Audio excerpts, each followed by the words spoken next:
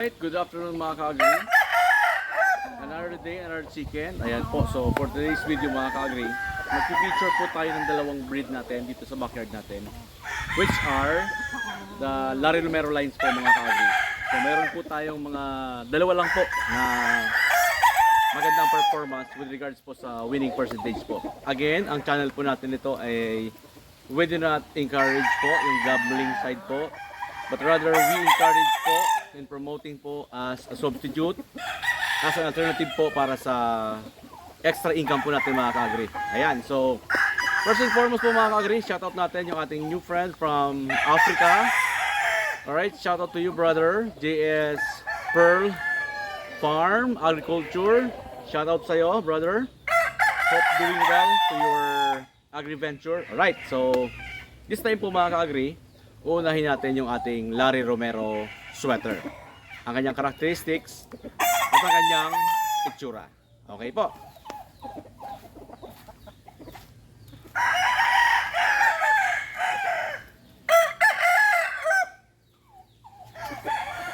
Alright mga ka-agri.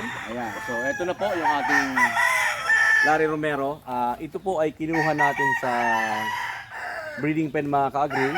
So ayun, medyo nanunuka siya kasi hinugot natin. Alam naman natin na territorial sila mga ka-agri, pero mabait naman po ito. So, nahawakan ko lang ngayon. So you will notice po, physical feature ng ating Larry Romero.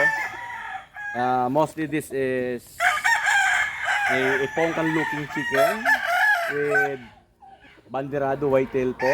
Ayan. Yellow feet po ito mga ka-agri. You will notice. Ayan. Closer look natin. Ayan. Medyo mabalasik po ang kanyang itsura. Yellow feet po. Ayan. So, meron po itong dalawang kapares, which are the mostly po hatches po mga ka-agri. Yung ating Malsims Black at yung Spangled hatch po from JBB. Ayan. And galing kay Jun Mendoza po naman po yung Malsims Black mga ka-agri. Ayan. So, yellow feet po. Itong alaga po natin mga ka-agri ay ayan, hindi na po ako papakita mga ka-agri sa video. Medyo angat po ito. Hindi ho ito sagasa mga ka-agri. Ayan, sa may mga Larry Romero dyan, alam nila yan. Magaling ho ito mag-break. Ayan, so ang sukat po nito mga ka-agri, ayan po. This is mid to high station mga ka-agri. Ayan, so mamaya papakita ko po sa inyo yung mga anak po nito mga ka-agri. Okay po. Ayan. So alright mga ka-agri. So hawak ko po yung anak ng ating Larry Romero po. Ayan. Yellow leg din po ito mga ka-agri. Yung kanyang putiho dito yung bandera ay paligaw pa lang po. So this is a double banded stag po ito mga ka-agri. Ayan. So turning 9 months po mga ka-agri. Ayan. So yung ating stag po na Larry Romero. Ito po ang nanay po nito ay Golden Boy. Ayan. Golden Boy po ito mga ka-agri. Ayan, nagayabang. Golden Boy po ng EEJ line po. Ayan. Ayan po mga ka-agri. Medyo backlighted ano. So, once again mga ka-agri, ayan. Closer look natin ng ating EEJ. Ayan. Cross po kanina sa ating Larry Romero. Ayan. Alright, next natin mga ka-agri. Ayan, tumatapang sila dahil hindi natin nahahawakan. So, tip ho yan mga ka-agri. So, kailangan natin hinasimahin sila. Ayan, so, next natin mga ka-agri. Same pa rin po ito, Larry Romero. Cross po sa ating EEJ. Ayan. So, ito yung itsura niya mga ka-agri. Mid to high po. Medyo, you will notice po, malilit ang kanilang paa. Ayan. Pero mahahaba po yung mga ka-agri. Ayan. So, Larry Romero, cross po sa Golden Boy mga ka-agri. Ayan.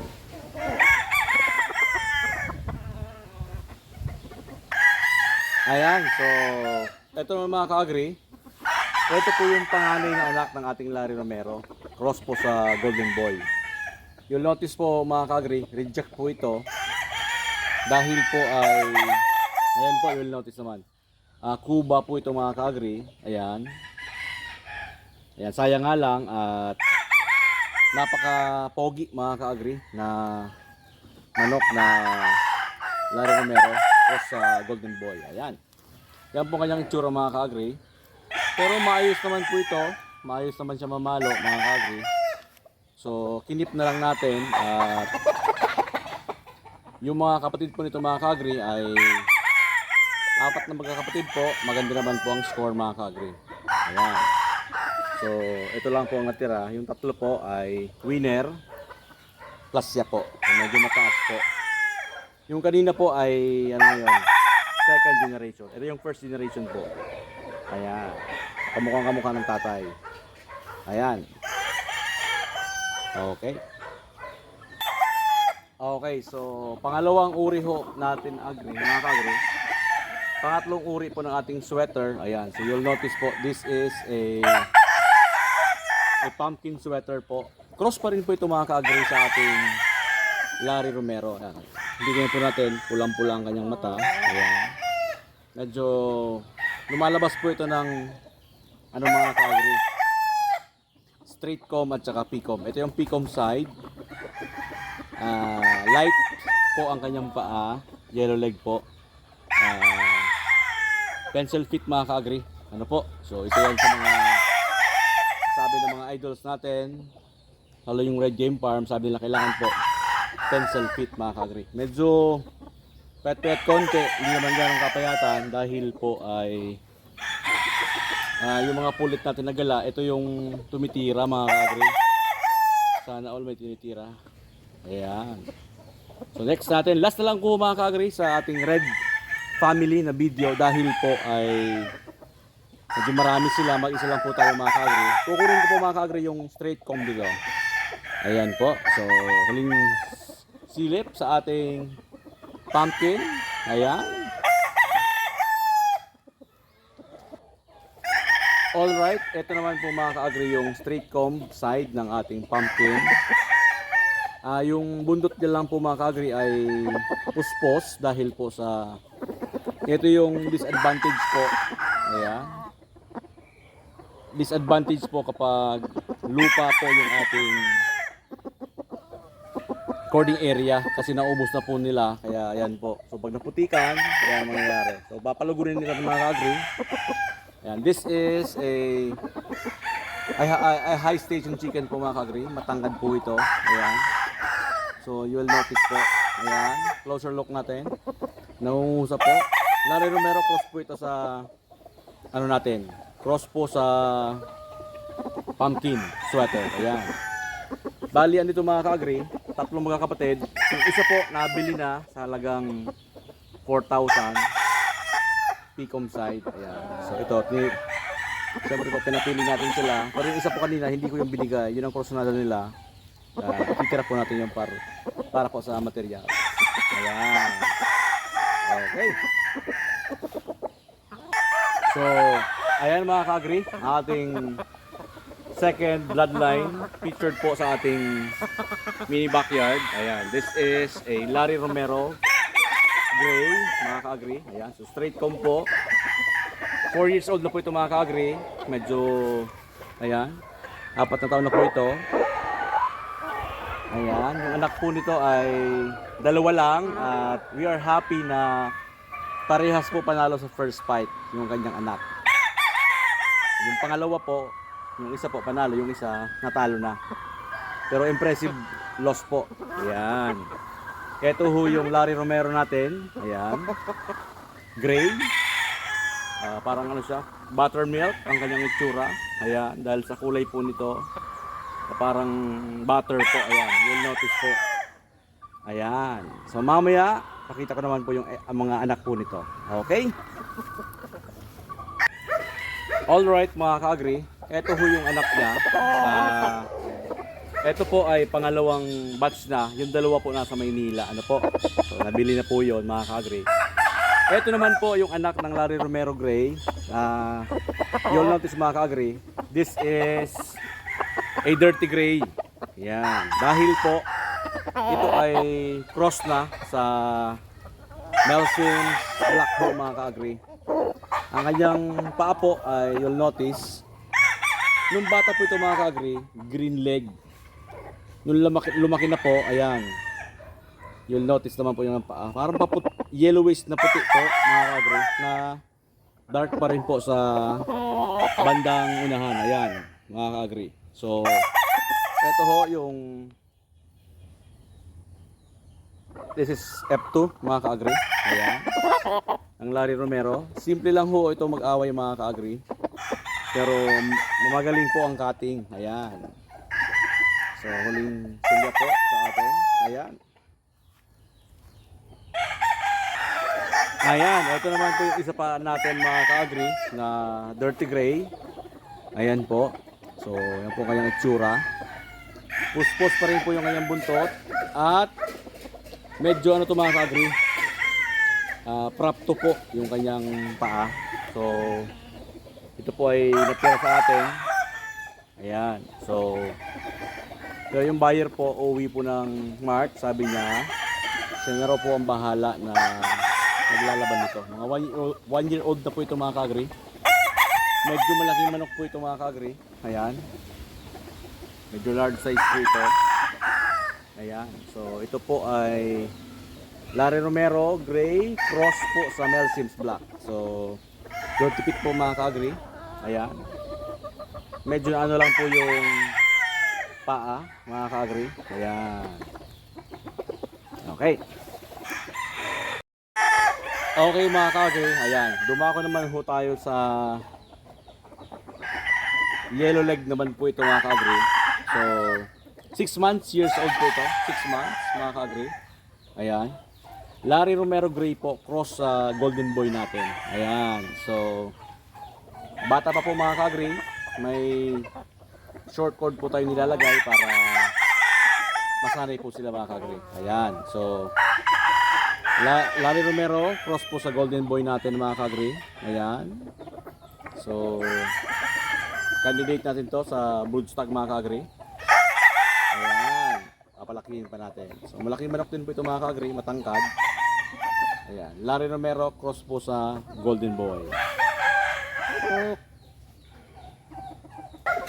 At ayan mga ka-agri, ito yung kapatid po kanina.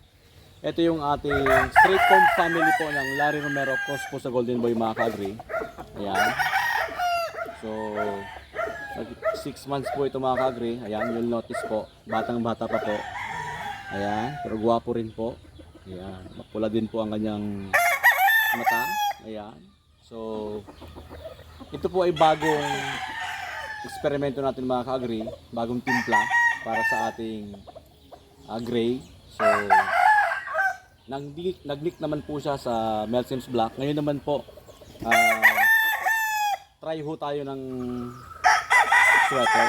So pa-comment na lang ho mga ka-agri kung na-try nyo na po itong line na yan, yung Larry Romero sa Golden Boy. Ayan. So ganito na lang po mga ka-agri yung ating video para sa dalawang line po natin. Ayan.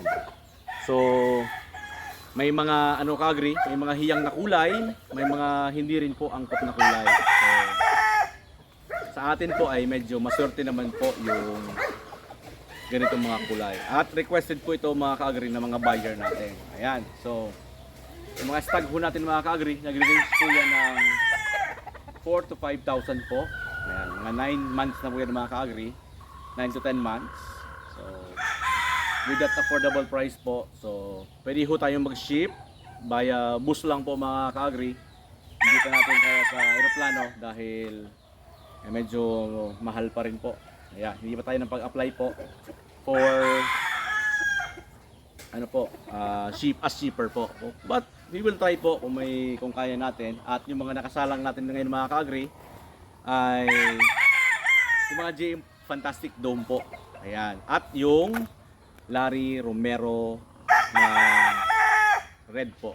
So ayan, after po noon, after ng 2 months, since may nakasala na tayong mga ka-agri na isang tray na nakolekta doon sa ating 6 na inahin. So susunod na po, isa lang natin yung Larry Romero, gray rin po, at cross pa rin po doon sa Mel Sims Black mga ka-agree. Ayan, so maraming salamat sa lahat ng subscriber po natin. Hindi ko na po maisa-isa yung ating mga lines dito. Pero mostly po hanggang apat na line lang po ako mga ka-agree kasi nakakalito na po sa marking. Ayan, so, hirap na po mag-marking at doon lang po tayo nagpo-focus sa mga lines na swerte at magandang feedback ng buyer natin dahil marami ho silang panalo. So again, sa muli po, this is to inform everyone that there are no animals being harmed in this video. So this is just a vlog para po sa ating mga suking backyard breeder na gaya ko na as a substitute po, extra income po ang ating pagmamanok. Maraming salamat!